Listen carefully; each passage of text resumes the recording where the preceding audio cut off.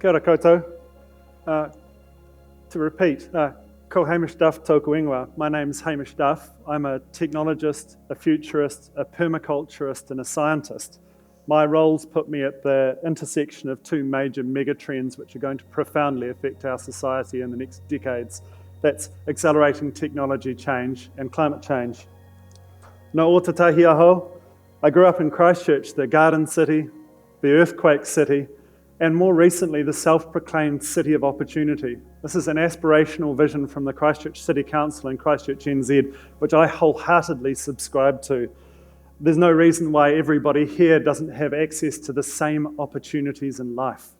Something I've really committed to since learning about it. Ko Opukita Maunga. Yes, Mount Hutt is my mountain, not just because I'm a born-again skier, but also because I've spent most of my life in Canterbury, and I've always been thrilled to catch sight of Mount Hutt across the Canterbury Plains on a clear, frosty morning. Beautiful, beautiful mountain. Ko Waimakariri Te Awa. I live out in Canterbury Plains now, and I'm constantly reminded that the Waimakariri created this place. It's flown across my land, my patch of land, many, many times. Ko Philip Lang Te Waka, ko Pākehā tōku iwi. I'm a Pākehā, not a European New Zealander. My family immigrated here in the mid-1800s, but I identify as a Kiwi, not as a Scotsman despite my name, certainly not as a European New Zealander. That just seems wrong to me. I'm proud to come from these tiny islands which have the population the size of a small international city, but which constantly punch above their weight on the world stage. I'm keen to explore the opportunity that New Zealand has, that we are small enough to change, to adapt to the future, and to set an example for the rest of the world. Nō reira, tēnā koutou, tēnā koutou, tēnā koutou katoa. I'm not a teacher, and I have no formal educational qualifications at all. Although I have had some brilliant teachers in my time, teachers who have taught me to think laterally, to think critically, to understand scope and complexity and probability, and to be a systems thinker. All perennial skills which are going to be incredibly important in the world that we're entering into, a world of rapid change and uncertainty. Why am I up here talking and fronting a conference, Future of Learning, you might ask? Well, because I'm a learner. I've spent most of my life in and around education, working in education or learning. I've got multiple qualifications across quite diverse disciplines, from biochemistry and plant biotechnology to technology to business management. I've got 2 master's degrees, neither of which I use in my day-to-day life. I enjoyed university, and I've spent far, far too much time in the book stacks at UC Library, obviously. The opportunity to learn is a critical differentiator for us and our success and opportunity in society now. And I feel that very passionately feel that this should be available to everybody within our society, and it's not at the moment. While we may now teach the fundamentals of learning in some schools, that certainly wasn't the case when I was at school. I was taught stuff. I was taught knowledge. I wasn't taught how to learn. And that means that it's probably not the case for billions of us who are alive now who haven't been taught to learn and to love learning. The lack of critical thinking and scientific literacy and the intolerance and fear that creates is evident around us. This is clearly a huge issue for the survival of our species in the future. So I've spent the better part of 30 years exploring what I wanted to do when I grow up, which hasn't happened yet, thankfully. I've spent years learning about the things that I think are important to our future, the things that I think I can contribute to creating that future. We live in a world now where, for the first time in humanity's history, the sum total of human knowledge and endeavour is available at a click. You can learn about anything you want to, if you put your time and attention and energy into it. If you want to be a world expert on any topic, the information is there. You can go out and learn everything there is to know about it. Most of us, unfortunately, spend our time being distracted by consumerism, sports, politics, reality TV, and social media, rather than taking the opportunity to learn that our technology provides us. Well, some might say that I speak from a position of white middle-class privilege, and you are probably completely correct. I maintain that the key privilege I was given as a child was that I was taught that if I studied hard and worked hard, I could essentially do anything with my life. And I know lots of people who feel the same way. Of course, I was also lucky enough to grow up with loving parents, mum somewhere here, a comfortable home, and I was well fed, as you can tell.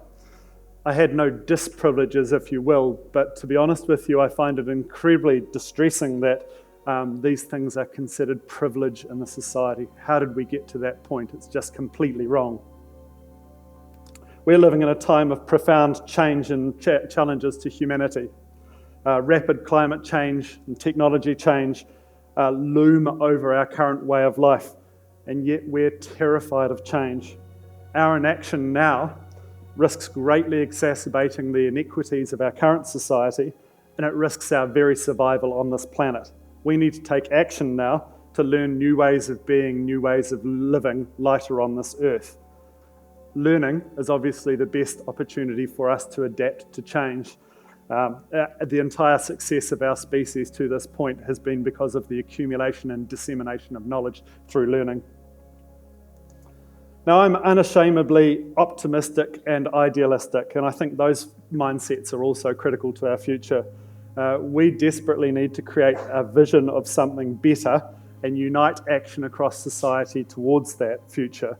It's only through collective action, spread out through society, that we can hope to survive on this planet. We need to focus on what we agree on rather than the divisiveness that we subject ourselves to in our current society. However, it seems that this isn't going to happen with our current education systems.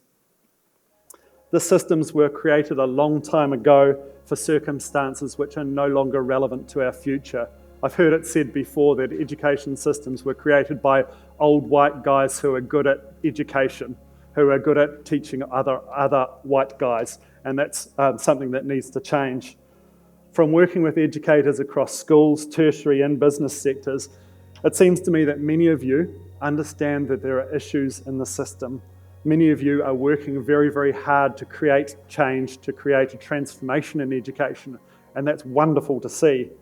But for many others, it's simply too close to the truth, too close to the status quo for them to accept that we need to change. There are deeply entrenched views and investment in the status quo which are causing resistance to change, even if that change is for the better. But change we must. If we want to adapt, to be successful, to survive as a species, we need to lift the standards of education across the board. We need to make the same high quality of education available to anyone, anywhere in the world. We need to prepare students for a world of rapid change and uncertainty, to retrain staff that are being displaced by technology change, and to at the same time help educators to adapt and adopt technology to help their incredibly important role in shaping our society. There are many, many people working towards this, and I believe that we can be successful by embracing the emerging technologies and using them to augment teaching, to augment learning in new ways, and to make the opportunity of learning available to everyone at a scale we've never seen before.